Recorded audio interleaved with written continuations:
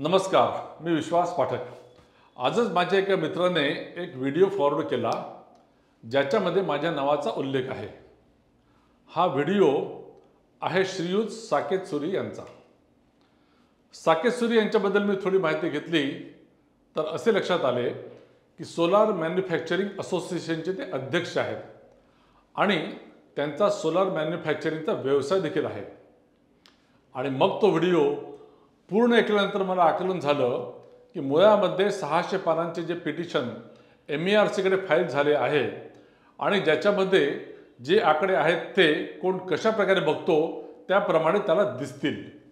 राज्याचे मुख्यमंत्री देवेंद्रजी फडणवीस यांनी 3 वर्षापूर्वी एक स्वप्न पाहिले की महाराष्ट्रामध्ये मला विजेचे दर कमी करायचे आहेत। खरं तर मी अनेक वर्षांपासून वीज क्षेत्राशी जोडला गेलो आहे। विजेचे दर हे वाढतच असतात असं गृहीत धरूनच ग्राहक देखील पैसे देत असतो। मात्र देवेंद्रजींनी विजेचे दर कमी करायचा असा ध्यास घेतला आणि त्याप्रमाणे त्यांनी पावले देखील उचलायला सुरुवात केली। त्यांनी ज्या प्रकारे अपारंपरिक ऊर्जेला जास्तीत जास्त चालना दिली, विशेषतः सोलारला, त्यामुळे पुढच्या 5 वर्षात 66,000 कोटींची बचत ही वीज खरेदीमध्ये होणार आहे। ही जी 66,000 कोटी रुपयांची बचत होणार आहे त्याचा लाभ हा सर्वांनाच मिळेल हे सांगायला तज्ज्ञांची आवश्यकता नाही।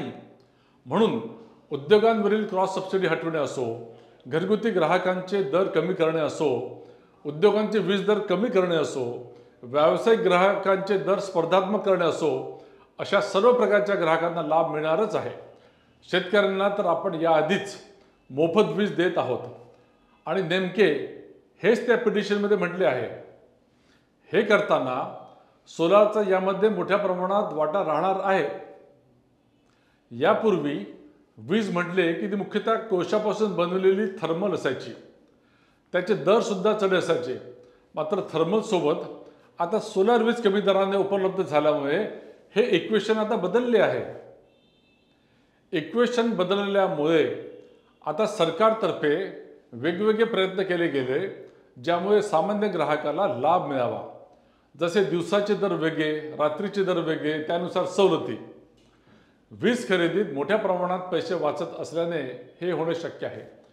हे करत असताना काही व्यापाऱ्यांना, सोलार मॅन्युफॅक्चरर्सना एक तत्कालीन थोडासा सेटबॅक बसू शकतो। ओपन ॲक्सेसच्या माध्यमातून त्यांना ज्या प्रकारे अधिक संधी होत्या त्या संधी काही प्रमाणात कमी होतील अशी त्यांना भीती वाटू शकते, ती रास्त देखील असू शकते। मात्र त्यांना सेटबॅक बसावा म्हणून ही याचिका नाही, ही याचिका सामान्य ग्राहकांना लाभ मिळावा, विजेचे दर स्पर्धात्मक व्हावेत यासाठी आहे। देवेंद्रजींच्या संपूर्ण नियोजनामध्ये इथला ग्राहक, मग तो औद्योगिक असो, रेसिडेन्शियल असो, कमर्शियल असो, सगळ्यांना त्याचा लाभ व्हावा हाच त्यामागचा उद्देश आहे। आणि जर तुम्हाला त्यात काही शंका असेल तर मग असा कांगावा करून चीप पब्लिसिटी मिळवण्यापेक्षा MERC कडे बाजू मांडा। MERCच्या हिअरिंग सुरू झाल्या आहेत। परवाच नवी मुंबईचे झाले, आज पुण्याला चालू आहे, उद्या नाशिकला होणार, तेथे जाऊन आपली बाजू मांडा। तुम्हाला संविधानावर विश्वास नाही का? MERCचे म्हणणे पटले नाही तर तुम्ही ॲप्टेलमध्ये जाऊ शकता, ॲप्टेलचे म्हणणे पटले नाही तर तुम्ही सुप्रीम कोर्टात जाऊ शकता। मात्र तसे न करता केवळ एक चीप पब्लिसिटी मिळवून केवळ स्वतःचा बिझनेस धोक्यात येत आहे असे वाटल्यामुळे तुम्ही हा कांगावा करत आहात। हा असा प्रकार आहे, मला घरात राहायला जागा मिळत नसेल तर मी घरालाच आग लावेन, ही अशा प्रकारची मानसिकता आहे। स्वतःच्या छोट्या स्वार्थासाठी सर्वसामान्य वीज ग्राहकांचे नुकसान करू नका, वैयक्तिक फायद्यासाठी गैरसमज पसरवू नका, वीज दर कपातीला कृपया विरोध करू नका।